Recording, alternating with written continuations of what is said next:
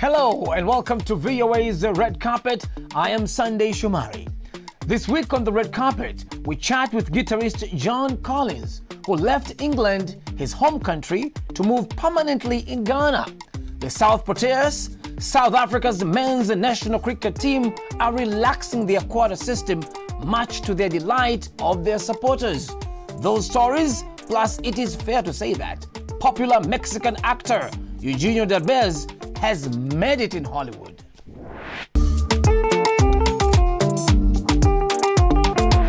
MMA fighting is expanding its reach in Africa. The Professional Fighters League officially launched its Mixed Martial Arts African competition in Lagos in July, offering fighters the chance to win as much as $1 million. Ethiopian cyclist Binyam Girmay made history as the first black African rider to win Tour de France Stage 12, making it his third stage victory in this year's race.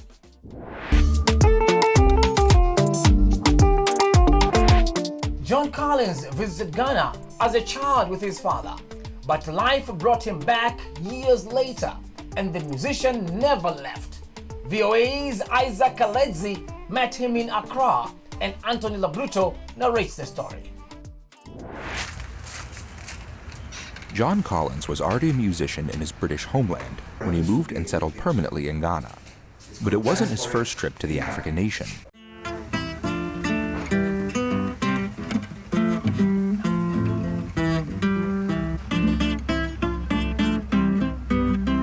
I came to Ghana as a child, not with any purpose, but then I came back to Ghana in 1969 to be with my dad, because my mum and dad had divorced, so I wanted to be with my father.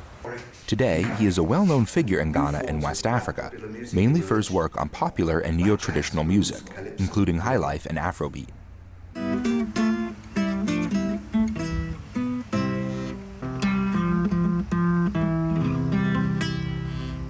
I joined so many different bands, I formed so many bands. I went to Nigeria, I played with people like Victor Owaifu, and worked a lot with Fela Kuti, Anikulapo Kuti in Nigeria, worked with bands in Ghana, went on TV, I did so many things, but it was all a labor of love.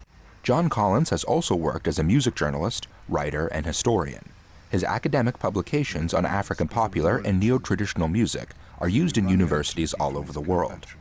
But, he says, living in Ghana was not all that smooth for him. Well, it's very tough, of course. I mean, I never in Britain experienced things like coups and curfews, shortages, and so on. Dumso, all these things. Here, at the University of Ghana's music department, Collins helped structure a course in popular and traditional music and taught for many years. He inspired his former student, Eric Suno Do, to become a music lecturer in the department. And what fascinated me about him was, like you're saying, that here is a foreigner, a white man, teaching us our music, whilst our people were teaching his kind of music. So I found that to be quite interesting, intriguing, and that is what drew me more closer to him. Collins married a Ghanaian and has a son and a grandchild. He feels that it is the Ghanaian people who have made his stay in Africa memorable. All I've been talking about is not about the climate, not about the food, the sunshine. Everything that's positive is ultimately people. It's people who create the world. Collins has spent his career learning popular and traditional Ghanaian music and helped inspire young Ghanaian musicians, like these ones who gather here at the University of Ghana every month, to keep both genres alive. For Isaac Kaledzi in Accra, Ghana, this is Anthony Labruto, VOA News.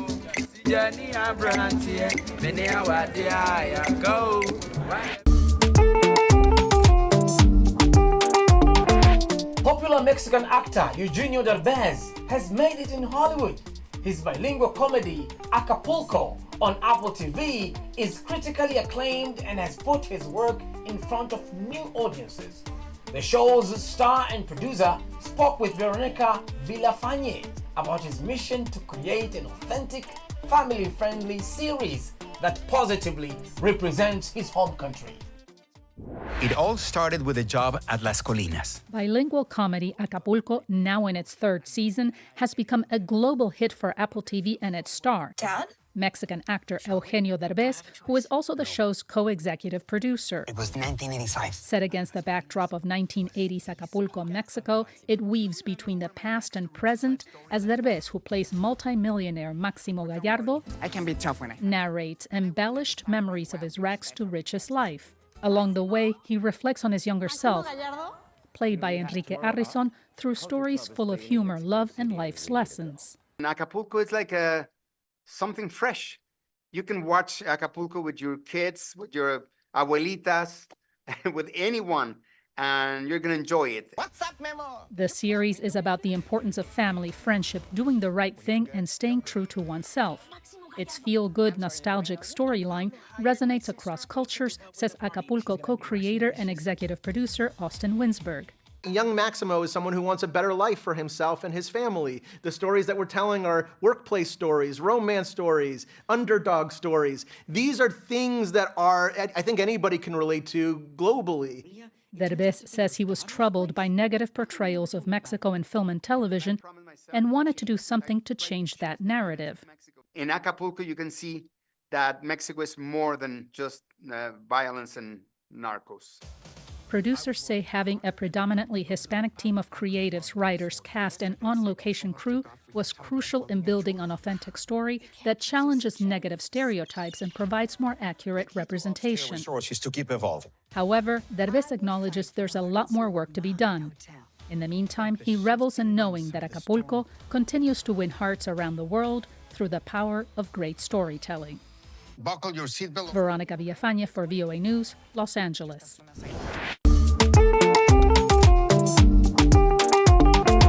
South Africa reached their first ever Cricket World Cup final in June, marking a historic moment in the country's cricketing history since joining the international cricket community.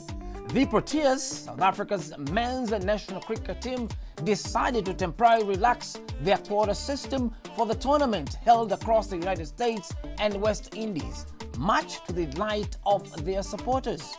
In Johannesburg, South Africa, Zahir Kasim takes a look at how cricket is shifting from focus on race to one centered on merit.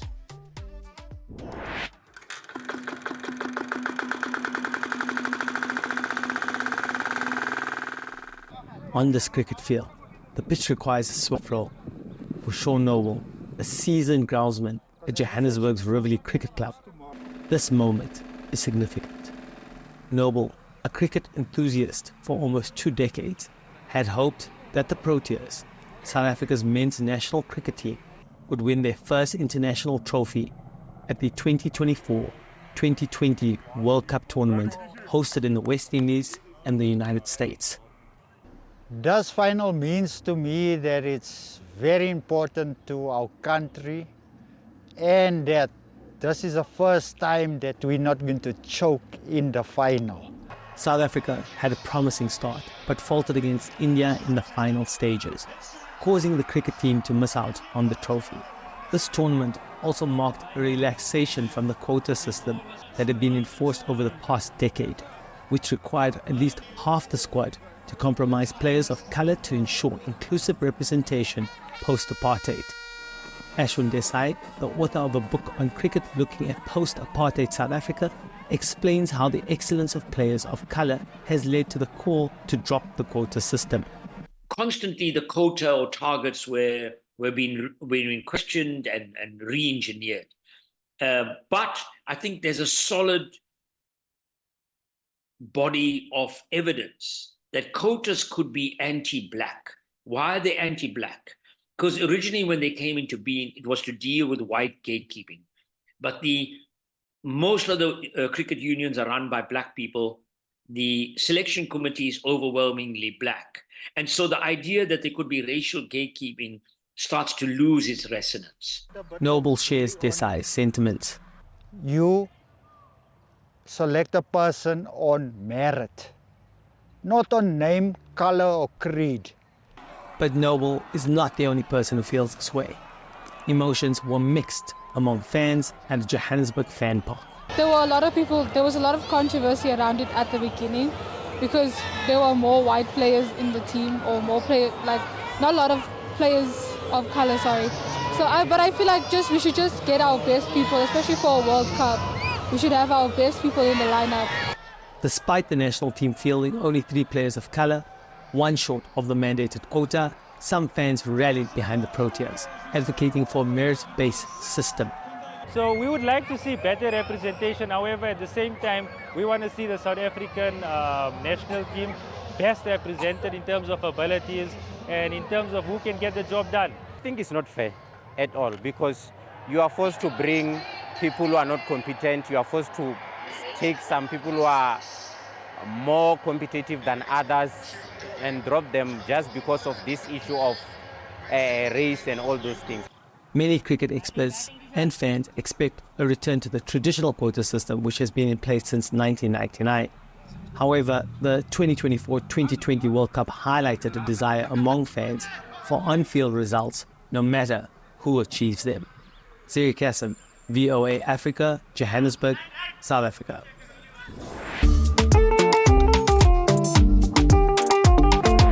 Marjorie Goldberg is a wood sculptor and gallery owner in Washington, D.C., who has been heavily involved in the city's arts community for decades. She also runs a nonprofit that teaches D.C. residents woodworking skills. VOA's Jeff Swykod brings us the story. My first sculpture class was in Rochester, New York, when I was 10 years old. It was at that moment that I knew who I was and what I was going to do.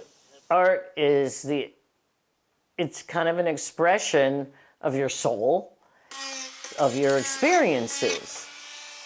And I had been taking years of dance class before then, from the age of 4. So I really love dance and I really love sculpture. You know, I mean, what is sculpture but dance, you know, in a moment in time.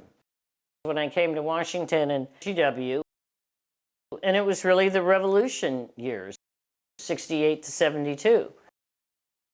I have always been a truth to power person. I have never been afraid to speak my mind loudly, where I got my nickname in college, which is Megaphone Margie. You know, I did art, I did dance. I was very interested in Eastern religion. I figured I'm going to spend my life in art, so I want a well-rounded degree. And your art is only as good as your life experiences. One of my clients was the National Association of Home Builders, and they put out a statistic that said within 5 years, 50% of all carpenters are going to be retiring. It is the most endangered trade in this country and in Europe. We wrote a grant to build a mobile wood shop. If this is spinning this way.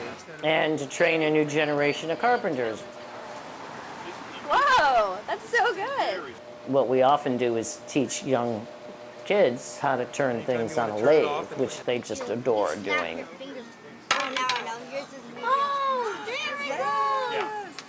But I just felt that most schools don't have wood shops anymore, and they need a trade. I mean, I know the percentage of kids that went to college from my high school, 98%.